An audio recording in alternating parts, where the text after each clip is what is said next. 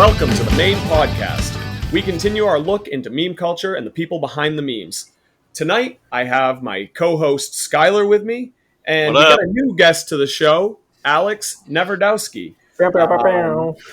He ran on a 6th grade campaign of the promise that you never needed to doubt him, and I'm not even sure if he won the election. So, hey, Alex, how did that campaign run for you anyway? Oh, it was awesome. So I had just moved to a new school for 6th grade, so I didn't know anyone, and I was just like, but you go hard, go aggressive, so never doubt this guy. And I lost to the kid who was balding by 6th grade, so it was okay. So this child was already balding. He was great. Did he smoke Pall Malls or like? he just sat out in his mom's just like real old Oldsmobile and just, hey Alex, what are we doing on the playground today? So the balding kid was popular enough to win, or was he like a really cutthroat politician? I mean, I was the new guy, and I definitely was pretty awkward back in the day. So, I'm sure that it was just like, hey, that's the weirdo we know, as opposed to the freak the comfortable weirdo. I got you. Okay, so you lost to the comfortable weirdo. You'd later become like your own weirdo after a little while. Yeah, you just have to get into the community for sure. So they just did you run again, or was that your only foray into politics? I did take. I was vice president my senior year. I didn't get president of or whatever what you do. I don't know. I don't remember what it was. Student council in high school. But I don't have to set up the 10-year reunion, which is really ideal. I don't want that responsibility anyway. So Alex is actually not one of our core main group members. So this is the first time we're bringing in an outside guest. So he knows Skyler previous to this, and I think I've seen him lurking around some groups. The name sounds vaguely familiar. I'm meeting him right along with all y'all listening. So I wanted to have Skyler just kind of tell us a little bit of your history, like where you guys met, kind of what group you really started clicking in. Right. So there's a long gone Sunny shitposting group. It's Always Sunny in Philadelphia shitposting. Was that over 100K? What's that? Was that over 100K people? I want to say when it got zucked, it was over 200K. Yeah, it was big. But I want to say when the admin, purge happened, it was around 170. I kind of saw him around in that group. It was probably 2018. There was a big admin purge in the Sunny shitposting group, and all the familiar admins were purged from that group and just replaced by a bunch of cronies. The Sunny admins, they had a backup group that was reserved for 1K React and Plus posts that wound up getting turned into a new group. And that new group was renamed It's Always Sunny in Philadelphia Quality Posting, which was kind of a jab at, the shit that had gone down in the original group, but it was later renamed to It's Always Sunny in Philadelphia Homemade Memes. And, we ran that for maybe 6 months to a year before we decided we had grown big enough. We had probably 20 to 25K members. And we were like, okay, we need some new help. Like, who's good, who's consistent, who's been around since the beginning. And Alex's name kept on coming up. And we were like, okay, let's bring this guy on. And we brought him and I think Haley Hamilton on at the same time. And, the rest is history. Homemade Memes got zucked. God. I want to say earlier this year in 2021. Okay, and now I'm in the loop because I was in I think your old Homemade Memes group. That's where I first kind of stumbled into your kind of meme world. And it is funny you mentioned that the jab at the group before that was called Quality Posting. And it is sort of a thing that happens when these groups get too big. It's filled with what we call normie trash, and you lose that quality unless you have a ton of admins. You got to have people like policing, and it's free. Nobody's getting paid to fucking police these meme groups. So that's where things kind of go downhill. Is like you want that reach, and you want everybody wants their content seen by somebody. You want to get some recognition for we won't call it hard work, but the work that you do to make a creative process still absolutely that should be celebrated to some degree. Yeah. And so, like, you know, these groups get too big for their britches, and then, like, it's like all these, like, text-only memes do really well, and, like, the detail-oriented edits just kind of fall flat on their face, which is always a little bit sad to me, you know? It's like this culture of, like, the throwaway joke, or, like, you know, making a sex joke or a real quick dick or fart joke in the text format over a captioned image of something that might not even be related. It's just like a reaction face, you know? And a lot of us are working to make some like really detailed memes that like I really, one of the things that I feel like I excel at is like making movie poster memes. I like to take high quality like HD movie posters and edit those, you know? Oh, absolutely.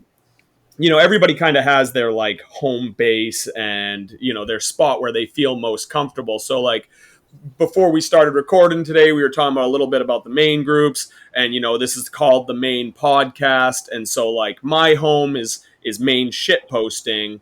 And Skyler, what would you say your home is?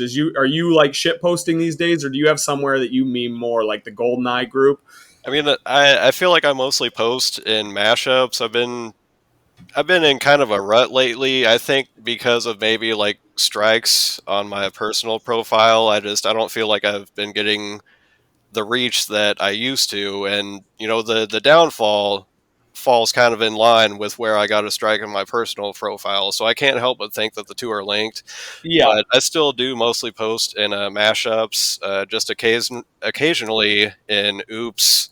All OC memes, kind of occasionally in shit posting as well, and then you know, whenever I have, you know, a GoldenEye idea, I try to, you know, put it in GoldenEye shit posting or like my personal page. yeah, and that's like really funny to me, like that they've got groups so specific. You know, like we were talking about the Always Sunny groups. That's just like a group strictly oriented to one show, but then like people just go, I mean, you know, there's no cost to create a Facebook group. There's no cost to like just create some weird shit and try to get people on board with you. I've seen a group out of like just, I think it's just nonsense. It's all minnow memes, minner posting. Just, you can't make anything but minnow memes. And it's a very active meme group. You know, and so the joke, I remember it coming up, and then all of a sudden the group became its own thing. And I'm like, I'll join. And I'm not someone to like beat a dead horse to oblivion. I'll beat a dead horse, but like these guys just go hard in the paint. They like are all minor jokes all the time. We've seen Quentin Tarantino foot posting just around his like you know, common knowledge foot fetish, and people just love making Tarantino foot memes, and like to the point where that's some people's like home base. All they do is like Tarantino post. Absolutely. It's funny what people will latch onto like that. And then you just always get people who are like, oh, like I'm tired of seeing this shit. Well, it's like, it's a big internet. You're not the only one experiencing this shit. I get that you're tired of it. I can't fault you for that. But I mean, this is someone's first time seeing a foot meme, and I bet they think it's funny as fuck. They think it's funny as fuck. And especially if you're in a foot posting group, like you maybe just leave.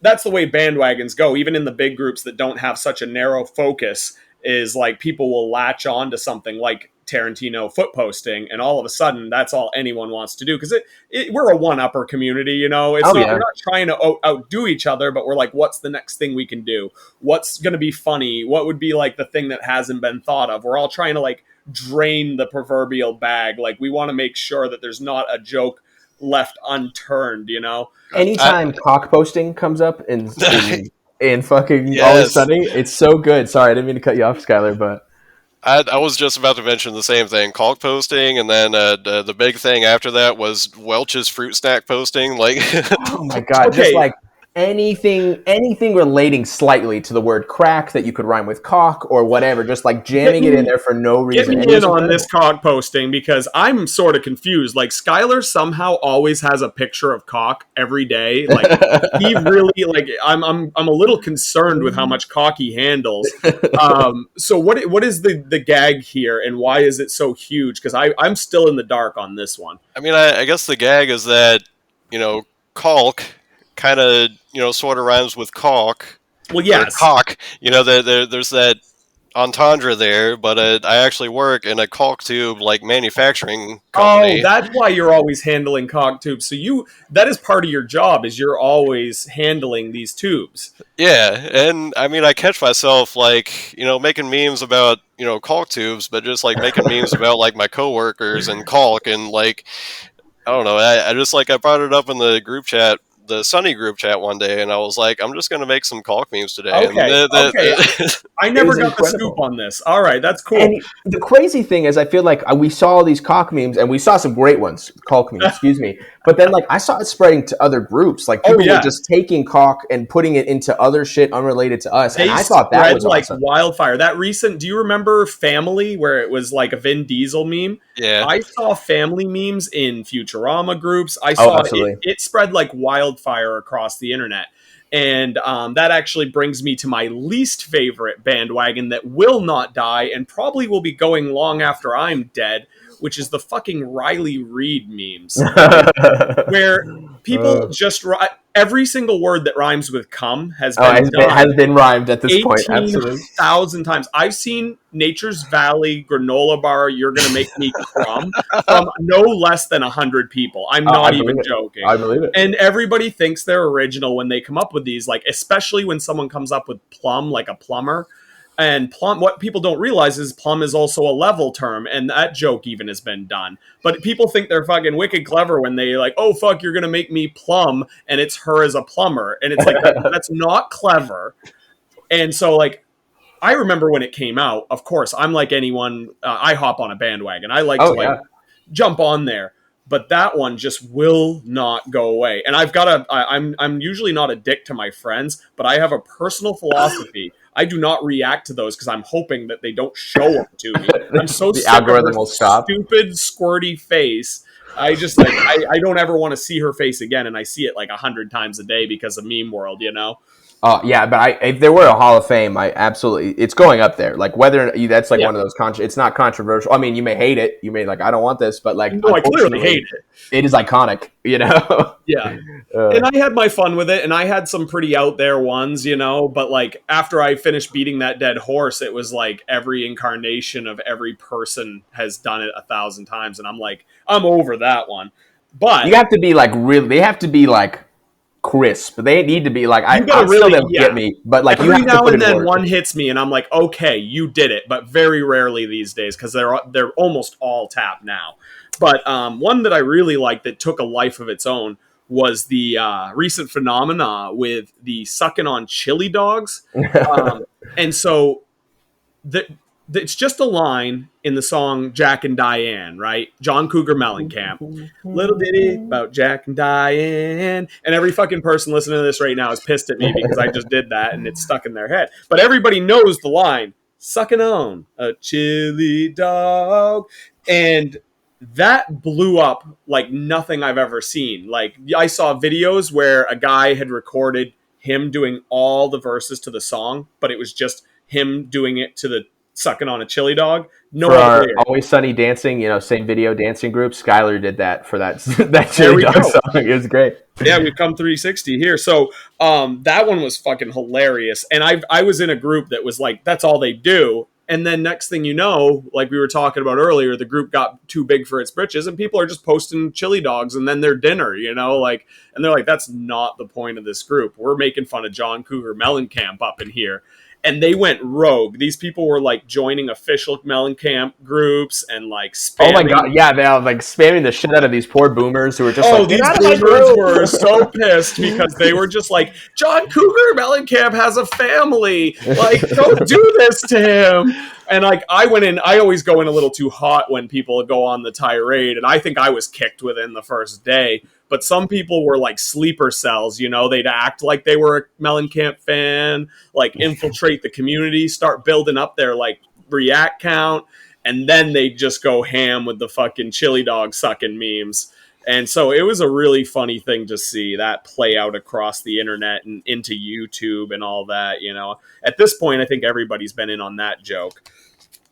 Absolutely. Yeah, that group that you're talking about, the Sucking on Chili Dogs group, definitely has slowed down. Like, that was a hard stop. Oh yeah, well that's how they go. At first there's that initial excitement. Like, people are always excited when a new group's created. It doesn't matter what it is. They're like, "Oh, if I get in here first, there's like this weird monkey brain that we have where we're just like fucking post memes to the new group and like abandon all hope of all your old groups, and like everybody goes really hard trying to outdo each other in the new group, and then it just like tapers off, and then people abandon it. There's got to be 18 billion abandoned meme groups out there from us. Oh, absolutely. Like the end counting. They're like, "Oh, well, you had high hopes one day, but you just can't. You can't beat a like you're saying earlier. You just can't beat a meme to death." People do it. Once you've covered all the jokes, it's like, what do you do with the group? So that's why some of these meme groups that we hang out in do a little better. Is they're you're not inhibited by a theme, so to speak, and you can have those like bandwagons in the group. So if you want to beat a joke to death, you can do it, but you can move on from it. So, what is your favorite bandwagon of all time? God, honestly, Cock is great because I think I was actually there for that, and so like just to be a part of that, I think was it's still just so funny. I mean, because to see him even sometimes where it'll like spark back up, and then we have a brief crotch flare up of Cock memes for a week or two. Yeah, it's funny. Like, it's just like a hot spot where the bandwagon will come back for a little bit. And it doesn't have to roar. It's just a few embers that you just kind of blow on, and you're like, "Yes, this is great." And then this is still here under the surface. Yep. I mean, Skyler, what about you? Other than cock posting, I mean, like I said, we had a Welch's fruit snack posting that was especially fruitful. As far as main bandwagons, Wee Wagon was a fun one. Wee was ridiculous, yeah. So anybody not familiar with the Wee Wagon, it was just trying to work the French word for yes into everything.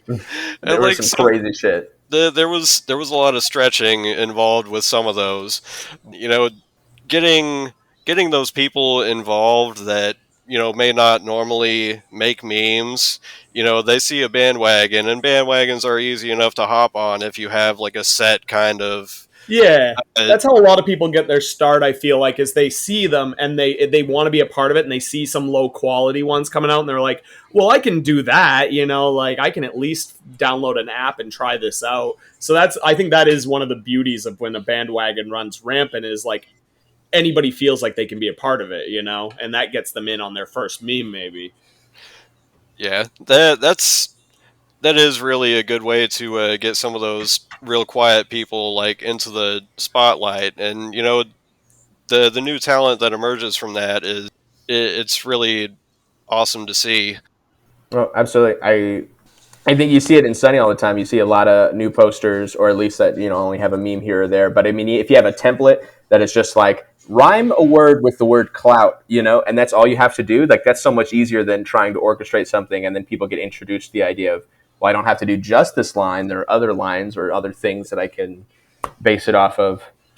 I've been liking this group. I don't do a lot of stuff in there, but have you got Rotten Potatoes? I like their kind of. They change that every day. I don't know if you're that's like we would call that Mayne adjacent. Okay, Mayne so adjacent, Rotten Potatoes is cool. I like theme groups. That's actually how I got my start in like modern memeing. Was with. Have you ever heard of Dr. Frankenstein's monster mashup? I'm sure I've seen it shared once or twice, but I'm not. So that one was like how I got my start, and that was like my first home base, and then I went to Mayne from there. But Rotten Potatoes it's not the exact same as Dr. Frankenstein. Rotten Potatoes is more film oriented. That's their whole goal. Like that, what is it? The play on Rotten Tomatoes. They're Rotten Potatoes. So their original idea was to be film oriented, but with all the like directed themes. And that's another cool way to get your start, because now you don't have to think of every possible topic there is and come up with a meme out of thin air. You now like say, okay, we're only doing Tarantino, movies this weekend. And then that helps you kind of focus. Okay, well, I'll pick a movie and I'll look at this cover. What works with this, so then you can kind of home it in. So I think the theme groups are great for sparking creativity when you're in a rut. I want to talk a little bit about, sparking creativity when you're in a rut. I mean, what would you say are things that inspire you when you feel like you're, when you got meme block? Get yourself out of it. I mean, do you just like consume new media, or? I don't often. Sometimes I find sometimes I find it'll take like using something else, like the same reaction photo. I mean, it's low, but I mean, sometimes you're like, hey, this will work pretty well. And I think it takes just me going onto other pages and being like, hey, this is an idea that's really funny. Can I rework that at all? So using other people for inspiration, I find, and because I feel like honestly, my stuff will spark from just like a real random place. When I have an idea to do this or that, I'm like, I haven't even watched Blade Runner lately, but I'm like, oh man, Blade Runner memes, So I think just observing and just taking in other people's stuff, it's like, okay, I'm going to take this and hopefully something will come of it. And I feel like, the bandwagons do help with meme block because it gets you creating something, and then, you may have other ideas that spark from that. For a while, I felt like I was in kind of a meme block because I wasn't like consuming anything new. Like I was listening to the same music, I was watching the same shows, I was just like going to like, to and from work every day. But it really helps to, I feel like, to, put yourself out there and just like kind of go on like a YouTube binge and like see where it takes you. If you like this song by this artist, you might like, this song by another artist, and you just like kind of go on this journey that, just dislodges some shit in your brain where you're like, okay, like thinking of shit a new way, or bringing some new ideas to you. Yeah. Fair. Do you find that music specifically helps with that for yourself?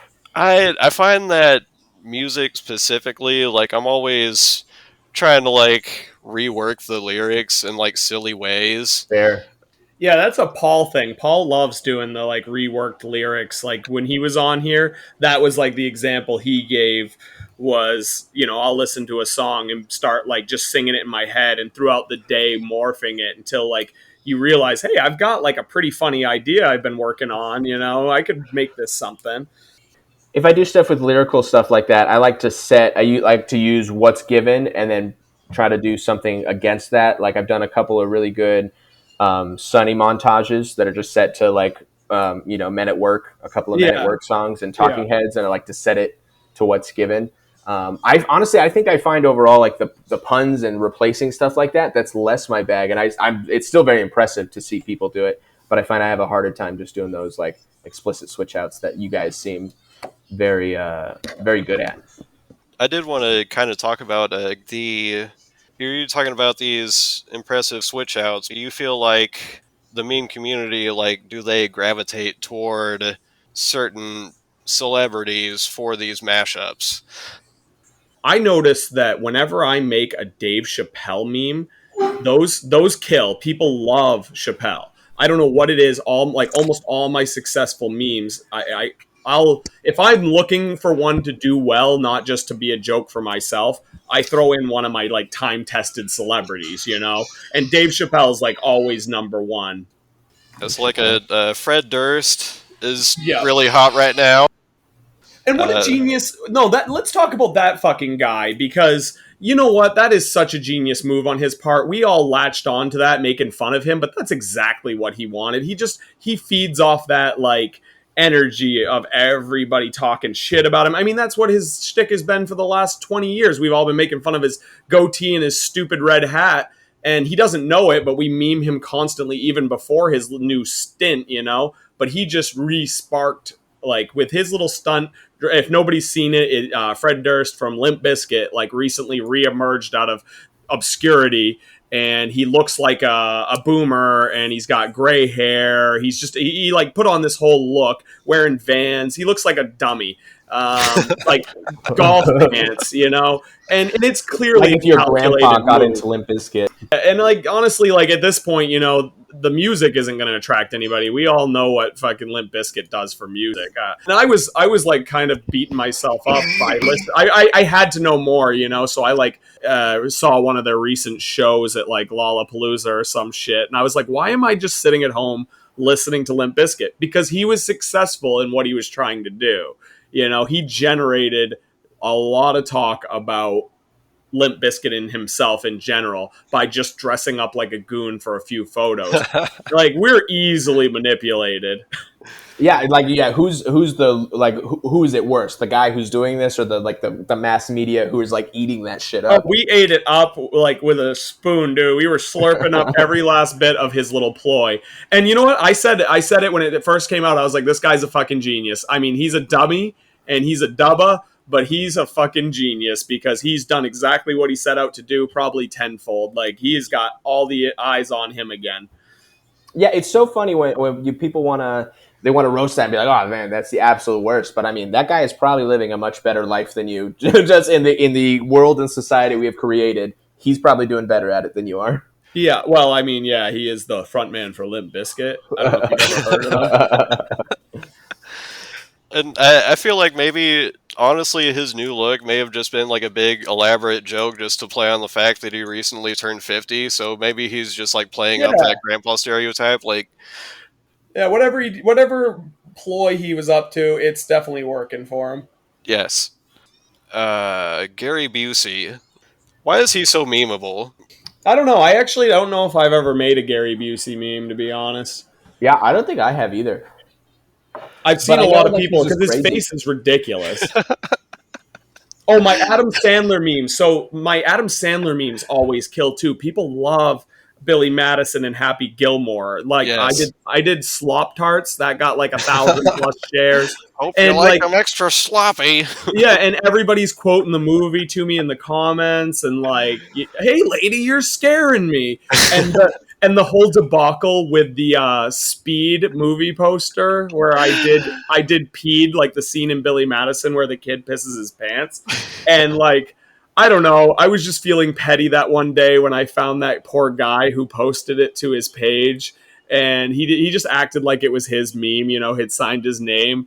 And I was just like, hey, meme community, like, I normally don't do this shit, but like, let's drag this motherfucker because he stole my meme and he said he was going to give me credit. And then like, he's got thousands of reacts and shares. And then he blocked my ass. And I was like, nah. I was like, I'm feeling real petty today. I was like, I unleashed the meme community at large.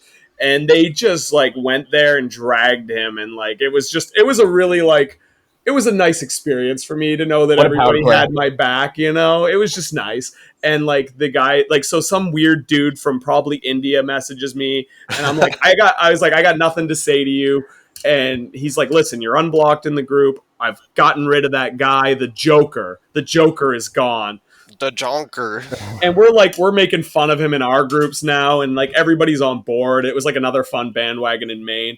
So the Joker was removed from this group, and you know, rightness in the meme world at large had been restored for a day. It was like a real human interest story of like memers coming together to help one another out. And so like I left it alone. Like I got my fun out of it. And I checked back on the group the other day and Joker's up to his old tricks and like posting, you know, people's memes. And I'm like, do we drag this clown again? I think there's more to come in this one. I don't know. I was thinking about the whole Joker saga the other day and I checked up on that page, Nerdy Like Me, but I was looking specifically for stuff, you know, from you guys, from like mashups or Mayne, but I didn't see anything specific. I think he stopped stealing from Mayne because he was like, shit, these guys all band together. But I have seen like memes from some big names that I recognize, like, you know, your guys that have been around forever in all the different groups. He's still stealing shit, of course, but Johnny No Meme's always a Johnny No Memes, you know? Yeah, that was really incredible how like the entire community rallied around you and just like blew up the comments section of that Peed meme. They were tearing into him, dude. It must have been like 40+ people that, you know, me and you know online just lighting this guy up. Oh, it was I did a video of me just scrolling the comment section on my meme and it went for like hundreds of comments and I had it set to the tune of In the Arms of an Angel. And I was just like, thank you all, you know, like, but we're done here, you know. They gave me credit, like all this. And then like shortly after that, I had what felt like, you know, a true meme success. I was mostly only on Facebook and somebody sent me, I was at a wedding and somebody sent me a regular ass text message of a screenshot from Instagram, and it was Shithead Steve had shared one of my Chappelle memes on Instagram on Shithead Steve, but he'd actually given me credit, but there wasn't like a link to it. It just said, my comedy page via Facebook or something like that. And I got like a few followers out of it, but not compared to the 50,000 shares it had, And I was like, well, fuck, I want some credit for like, this 50,000. Like, this guy's making money on memes. Like, he literally is just probably a rich kid off of these memes that other people make, And so I've started a little bit just delving into Instagram and posting there, just, seeing if anything sparks from that. But yeah, it's like the thing of like, hey, why can't I just make this my career? I make memes. I talk to people about memes. Why can't memes be money? Yeah, no kidding. I'm trying to break into that shit for yourself. But you say you mostly stick to Facebook though? I'm doing the push to Instagram right now, and I'm seeing what comes of that because I've kind of seen what Facebook growth has looked like for me. Like my page has like less than 2K, I've been doing it for almost a year, and I've got 1,500, and there's been a lot of help along the way just to get it to that number. It's kind of stagnant, it doesn't grow rapidly. Even if I'll have a meme that gets 1,000 shares, and I'll generate 2 or 3 new followers, and it's like, that's not really working for like getting myself to the point where I'm a recognized figure on a larger scale, like your Shithead Steve and your Trash Can Paul. Absolutely. I mean, those guys can share other people's memes and be famous. Why can't I, who creates all my own fucking content, why can't I be a little famous, right? Why can't I make a little money? So obviously that's the end goal, would be like, you invest. I told my wife it's grinding. I'm good at grinding. So fair. I'll just grind on it, and maybe I'm casting lines, one of these things might stick and actually become a generator of some revenue, But yeah, if you're already putting the effort into making it, there's no reason to not put it out there like that if you think it's capable of pulling in some sort of revenue. Absolutely. Right, exactly. And I've made stickers. Skyler probably has a few nearby. I have some on my work toolbox. And I am eagerly awaiting those new stickers in the mail. Oh, fuck. Yeah, I'm just grabbing an envelope right now. It's okay. It's Sunday. I mean, No, if I put an envelope on my desk with your name on it, then I'll know I got to mail you stickers. So yeah, I mean, and then I want to do like I was telling you earlier, I like to do edits of full-size movie posters, and like I think that would be awesome to print up like movie posters full size for like your wall. Like, why not? It's like any art form. You want to hang it on your wall, hang it on your fridge, whatever.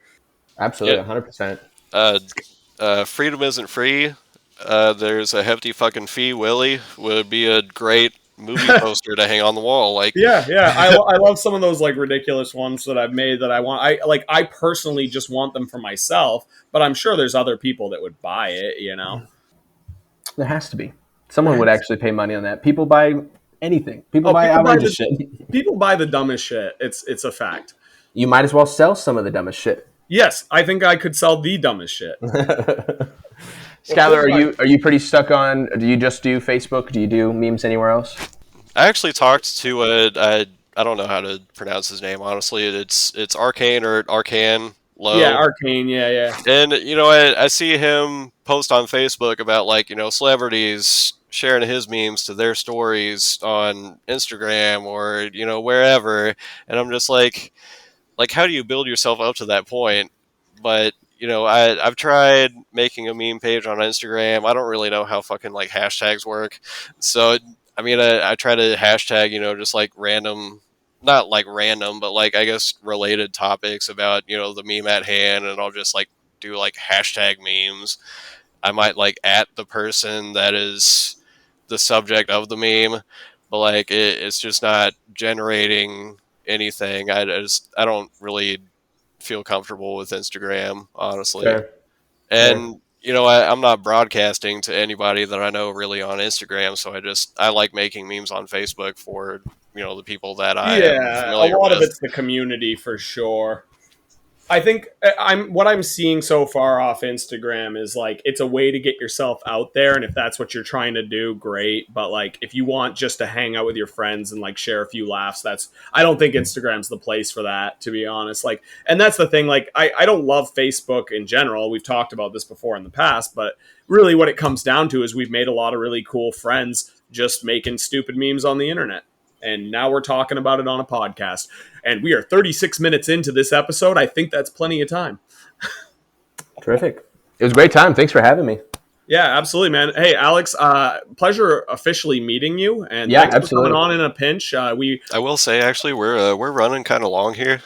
We're running kind of long here.